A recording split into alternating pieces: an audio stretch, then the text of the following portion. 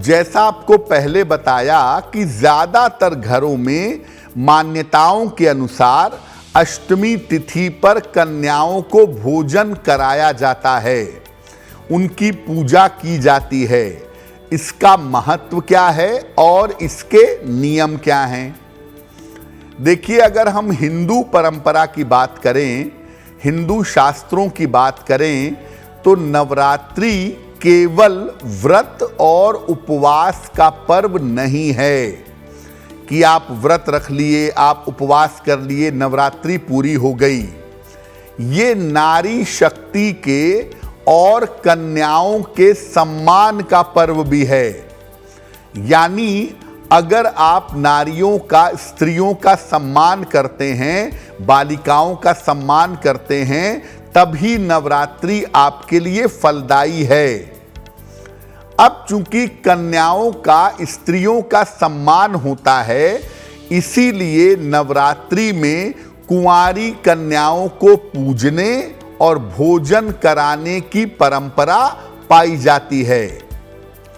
शास्त्र कहता है कि नवरात्रि के हर दिन 9 दिन में रोज कन्या पूजन होना चाहिए। वास्तविकता तो यही है, लेकिन नियम यह भी कहता है कि अगर आप रोज ना भी कर पाएं तो अष्टमी और नवमी तिथि को कन्या पूजन जरूर करें। 2 वर्ष से लेकर के 11 वर्ष तक की कन्या के पूजा का विधान बताया गया है। 2 साल से लेकर के 11 साल तक की कन्या का पूजन किया जाएगा। अलग अलग उम्र की कन्या देवी के अलग अलग स्वरूप को बताती है। जैसे 2 वर्ष की कन्या, 3 वर्ष की कन्या, गौरी, सुभद्रा, अलग अलग नाम हैं उनके और अलग अलग तरीके से उनकी पूजा होती है। तो मुख्यतः होता क्या है कि कन्याओं को आदर सहित अपने घर पर बुलाया जाता है, उनको एक ऊंचे आसन पर बैठाते हैं, उनके चरण जल से धुलाते हैं, इसके बाद उनकी पूजा करते हैं, फिर उन्हें सात्विक भोजन ग्रहण करवाते हैं, उसके बाद उनको दक्षिणा और उपहार दे करके उनके चरण छू करके आशीर्वाद लेते हैं। ये तरीका होता है कन्या पूजन का। लेकिन जैसा आपको पहले बताया कि कन्या पूजन लोग अपने परिवार की परंपरा के हिसाब से करते हैं, अष्टमी तिथि पर भी करते हैं और बहुत सारे लोग नवमी तिथि पर भी करते हैं।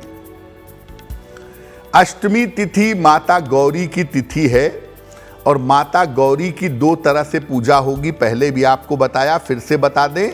अगर सामान्य मंत्र आपको माता गौरी का जपना है, उनकी सामान्य पूजा करनी है, तो उनका सरल मंत्र है ओम ह्रीं गौर्ये नमः।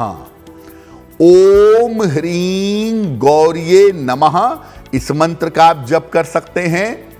और अगर आप बालिका हैं, आप अपने शीघ्र विवाह के लिए प्रयत्न करना चाहती हैं, तो आप मंत्र पढ़ेंगी, हे गौरी शंकर अर्धांगी, यथा त्वाम शंकर प्रिया, तथा माम कुरु कल्याणी, कांत कांता सुदुर्लभाम। ये मंत्र अष्टमी तिथि की मध्यरात्रि को आप जप करिएगा और मंत्र का जप करिएगा रुद्राक्ष की माला से या लाल चंदन की माला से। तो जिन कन्याओं का, जिन बालिकाओं का विवाह नहीं हो पा रहा है, वो नवरात्रि में किसी भी दिन पूजा ना भी कर पाई हो, तो अष्टमी तिथि की मध्यरात्रि को माता गौरी की पूजा करें, उनका शीघ्र और सुखद विवाह जल्दी होगा। एस्ट्रो तक ऐप पर आपको मिलेगा भविष्य से जुड़े हर सवाल का जवाब। डाउनलोड कीजिए एस्ट्रो तक ऐप और चुटकी में जुड़िए इंडिया के बेस्ट एस्ट्रोलॉजर से।